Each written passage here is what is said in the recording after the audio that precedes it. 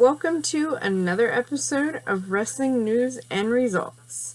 We've just finished out another week in WWE, and I'm going to be covering a few topics for tonight, such as the Extreme Rules pay-per-view, Money in the Bank ladder match that's coming up, Monday Night Raw, and Tuesday Night Smackdown, plus some other topics that have come up over this week. First off, we're going to start out with the Extreme Rules pay-per-view that was on Sunday. This pay-per-view was exclusive to the Monday Night Raw brand. Throughout this year, since the brand split happened last year, there have been pay-per-views that have been exclusive to the Raw brand and pay-per-views that have been exclusive to the Smackdown brand. So those exclusive ones are only for those brands. So Extreme Rules is only for Raw, was only for Raw participants, and Money in the Bank pay-per-view coming up in a few weeks is only for Smackdown participants. So Extreme Rules happened on Sunday. The kickoff match was Kalisto versus Apollo Crews. Now this match has had a pretty good build-up the last few weeks. Apollo Crews is with the Titus brand, and Titus O'Neil is pretty much like his coach or whatever you want to call him. And Kalisto was supposed to be Titus O'Neil's, like, international client, but Kalisto wasn't having it. So he's like, nope, I'm good. Sorry, not happening. Of course, Titus wasn't having no for any answer, so they've been going at it the last few weeks, and the winner of that match was Kalisto. The first match of the night was an Intercontinental Championship match between Dean Ambrose, who was the champion, and The Miz. This match had a stipulation of if Ambrose was disqualified, he would lose the title. This match had a pretty good build-up, but the thing is, this match has happened numerous times, both on Raw and on SmackDown, so it was pretty... We've seen it numerous times, so why are we seeing it again? Pretty dumb, but whatever. You've thrown in a stipulation. Okay, so if he gets disqualified, he loses the title. Okay, this is Extreme Rules. Throw in some chairs. Throw in some tables. Like, make it extreme. Do something besides the traditional match. Like, come on. But whatever. But The Miz, pretty much the entire match, was trying to intentionally get Dean Ambrose disqualified. And towards the very end of the match, it worked. The Miz threw Dean Ambrose into the referee. Intentionally threw Dean into the referee while the referee was throwing Maurice from ringside after a prior and trying to get Dean intentionally disqualified again.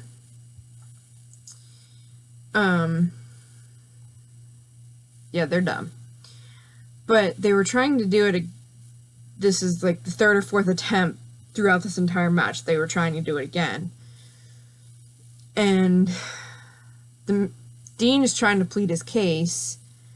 And of course, the ref is not having it. Now, the ref should have gone back and looked at the tape, and he would have seen that it was intentional. But the ref is an idiot, and he doesn't care, clearly. That's just me, because I don't like The Miz, and I think he's an idiot. But that's just me. I don't like him. But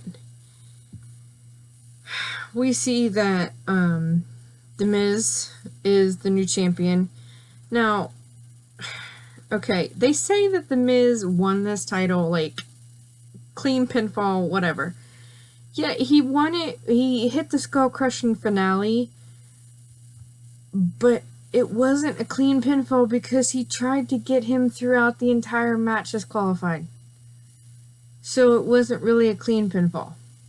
So, no.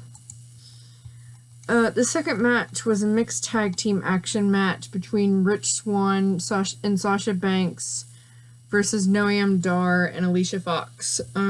This match had a good build-up, but because I don't watch the Cruiserweight 205 Live Tuesday nights after SmackDown, I haven't really seen much of the build-up besides on Monday Night Raw. But Alicia Fox and Sasha Banks have been going at it for the last few weeks. Pretty much, they just dislike each other because Sasha won a couple matches and Alicia won a couple matches, and they've just... Sasha does things that Alicia doesn't like, and, you know, whatever. But Rich Swann got involved in this match because of Noam Dar dating Alicia Fox. And Alicia Fox was originally dating Cedric Alexander, who is Rich Swann's friend, and Rich Swann was trying to get Alicia Fox mad to get, you know, to break up with Noam Dar and to get back with Cedric Alexander. Well, it didn't work, so whatever. The winners of that match were Rich Swann and Sasha Banks. Third match of the night was a kendo stick on a pole match for the Women's Championship. Bayley versus Alexa Bliss, who was the champion. This match had a pretty decent build-up, but it was one of the only extreme matches of the night. I mean, there were like 2 more that were extreme out of like the 6 for that night. So out of the 6 matches of the night, there was only like 3 that were extreme. That actually used toys, that I like to call them. But the stipulation behind this one was whoever got the kendo stick first off of the pole and used it was the winner and the champion. Somehow Bayley got a hold of the kendo stick first, but was unable to use it against Alexa Bliss. She froze like she did the last time that she had the kendo stick in her hand. So, it just, she didn't win. Even though I would have liked her to win, but that's just because I don't like Alexa Bliss, and I don't want her as a champion. That's just me. The fourth match was a steel cage match for the tag team championship. Now this was a fairly decent build-up, even though we had seen this match numerous times before, and we've seen these guys in single competitions with each other. It was the Hardy Boys who were the champions versus Cesaro and Sheamus. Of course, this stipulation with a tag team match and a steel cage match is both superstars, both competitors, must exit the cage in order to either get the gold or retain the gold. So both of them have to exit, no matter how they exit. Over the top, out the door, however. Pinfall, submission, they both must exit in some way. So I love the Hardy Boys. Don't get me wrong. I love me some Jeff and Matt. I wish they would be broken again because I think that would be great in the WWE. I think they would make it great like they did in TNA. Because as I've stated before, I have met both Matt and Jeff, even in their broken character, and it was absolutely amazing. They're the sweetest guys around. So I think it would be awesome if they could do that. But of course, with the legal issues and the Owl not wanting to give up the stupid thing that they think that they own, which they don't own, but they think that they do. Whatever. But it's just dumb. Stupid Owl. Or as Rebby like to says, F the Owl. So, whatever. Who knows what will happen with this match. And these guys. But Cesaro and Sheamus actually got out of the cage first because it got to a point during the match where Jeff was able to escape the cage, but Matt was left in the cage, so the match continued. So it was pretty much a 2-on-1 assault throughout, and got to the point to where Jeff actually got back in the cage to help Matt out, and while they were trying to get back out, Cesaro and Sheamus were able to jump down on the outside before Matt and Jeff got out the door. So Cesaro and Sheamus won the titles. The fifth match of the night was the submission match for the Cruiserweight Championship. This match we've seen over and over and over again, and I'm starting to get really sick of this match. But it was Neville, who was the champion, versus Austin Aries. Now, I would love for WWE to just change the champion already. I'm so done with Neville being champion. As much as he's a good wrestler, he's great on the mic, he makes a great champion, I'm just ready to see somebody else. That's just my personal opinion. I know not everybody feels the same way. That's just me. But the winner and champion of this match was Neville. We had the sixth match was the Extreme Rules Fatal 5-Way match, which was Seth Rollins versus Roman Reigns versus Bray Wyatt versus Samoa Joe versus Finn Balor. Throughout this match, there was pretty much no toys used.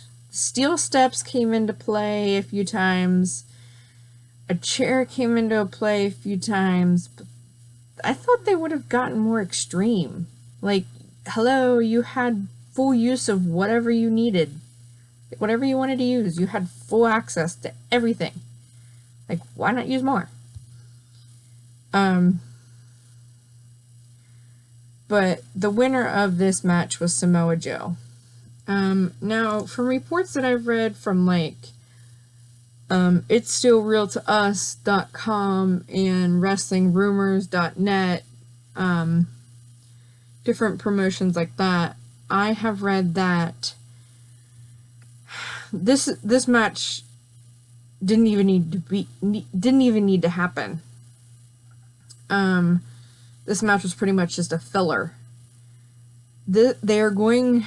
Samoa Joe is going to face Brock Lesnar at Great Balls of Fire pay-per-view in July, next month. But the plan is, from what I've read, this could change between now and then, the plan is to have Lesnar retain his title because he at some point is going to be defending it against Braun Strowman when Strowman comes back from his injury. And from what I've read, granted, don't take my sources to credit because God knows it could change between now and then because WWE does that. Lesnar is to hold the title until WrestleMania of next year. So Lesnar is, from what is rumored, Lesnar is to face Roman Reigns at WrestleMania of next year. So Roman is to, like, highlight his, like, 4th WrestleMania in a row, I think this is now. Or it would be. And I think that they want to put the title on him. That could change. Not sure at this point, but that could change. I know nobody wants to see the title on Roman because nobody likes Roman. Boo Roman, boo Roman. I happen to love Roman. I think he's great on the mic. I think he's a great wrestler. That's just me. But that's because I'm a woman and I think he's hot. That's just me. I don't know. I love his hair. That's because I like guys with long hair. That's just me. Monday Night Raw. We started out the show with returning to Extreme Rules where Samoa Joe is crowned the new champion. New contender, sorry. And then Wyatt started out the show. He called everyone from last night's Fatal 5-Way match guilty. Whatever that's supposed to mean. He says that he's going to take each one of them out one by one, starting with Reigns tonight. So, the first match happens. It's Roman Reigns versus Bray Wyatt. And here's a kicker. You just heard Bray Wyatt say that he's going to take each and every one of them out. Roman Reigns won the match. You explain that one to me. Wyatt's not so bright after all, is he? Then again, you have to look at his family legacy. I mean, hello. His brother is the person who plays Bo Dallas. And his father is the one who played IRS back in the day. So, you gotta look at the legacy here. Alexa Bliss walks into Kurt Angle's office wanting congratulations for retaining her title last night.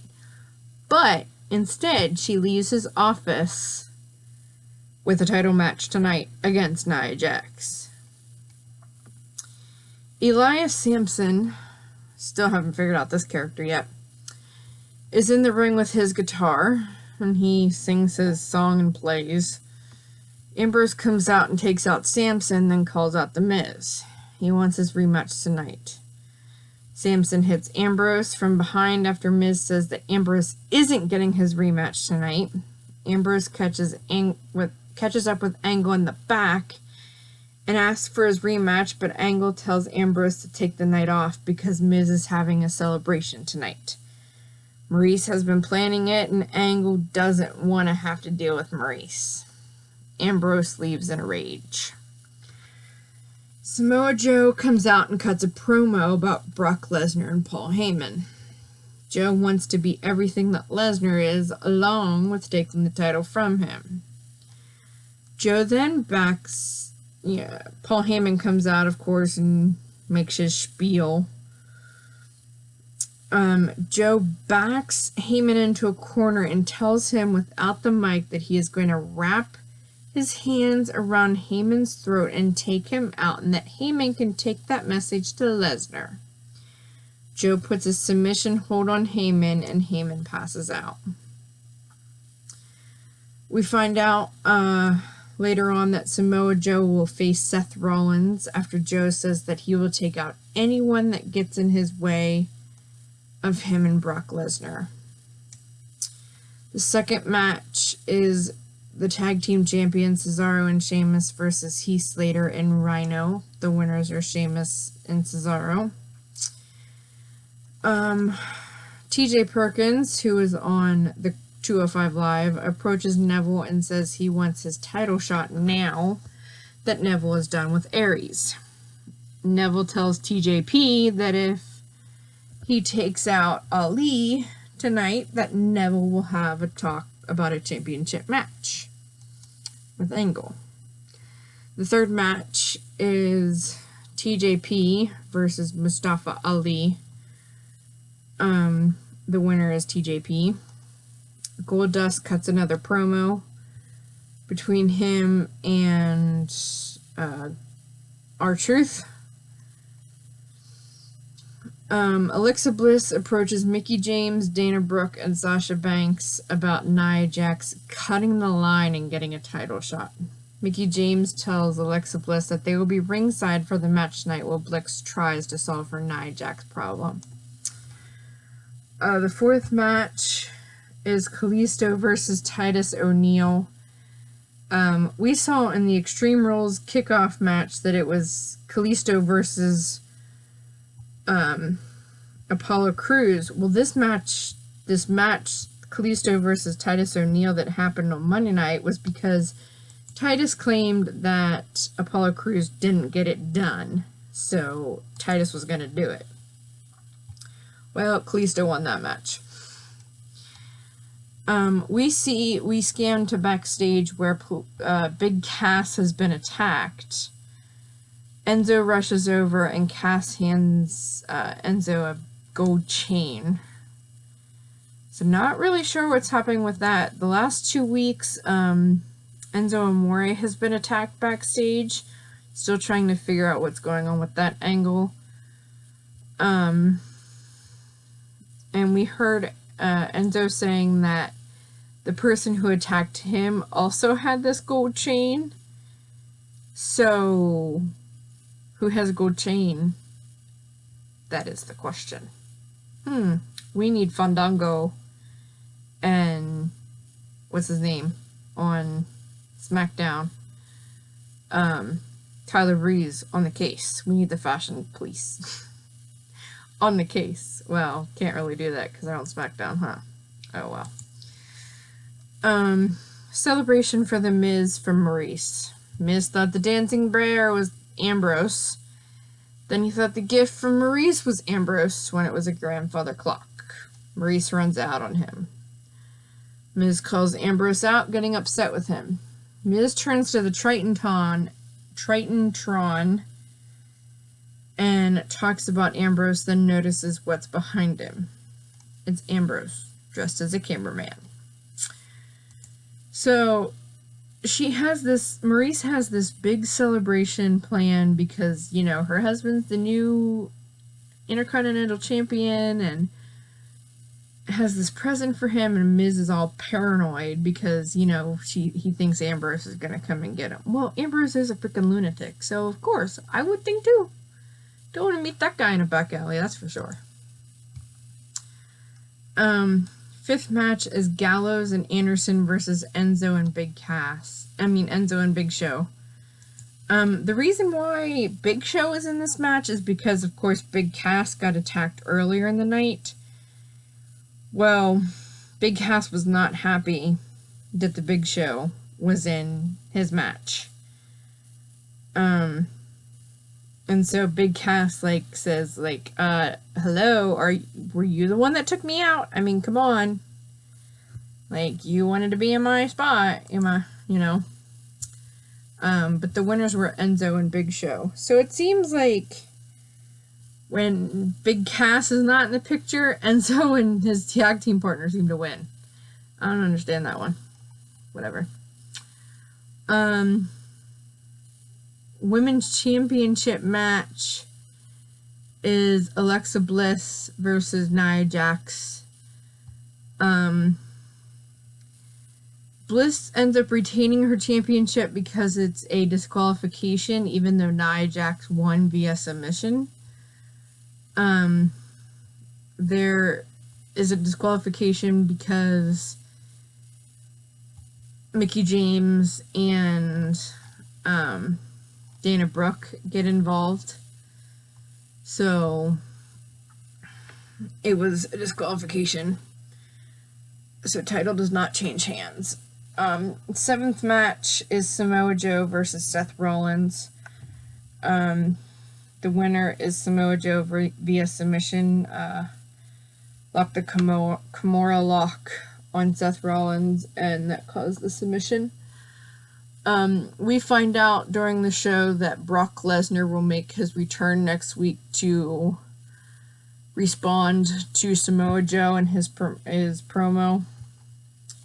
So we'll see what happens with that. But you know what? This is the first show that Brock Lesnar has showed up on since the Monday after Raw, the Monday after WrestleMania. So, go figure. And yet the 30-day rule has been up.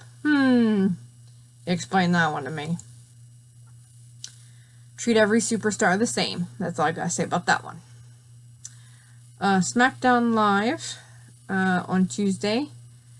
We started out with returning to last Tuesday, where the Fatal 5-Way for the #1 contendership for Naomi's championship never gets started. We see where Shane comes out and makes the women's Money in the Bank ladder match. I'm actually looking forward to this match, surprisingly enough. I want to see where the women take this match. It should be good. Shane McMahon starts out the show. Shane introduces the participants, and then he shows the new briefcase. Shots are fired as words are exchanged between each participant. Naomi comes out and says that she wishes she could be in the match too because it should be lit, and in her words. Lana debuts and says she wants to be in the match. Shane says that Lana has to earn her opportunity. Lana storms off and gets mad. Well, Shane has said numerous times that Smackdown is the land of opportunity and that you have to earn your shot. Gotta earn it, Lana.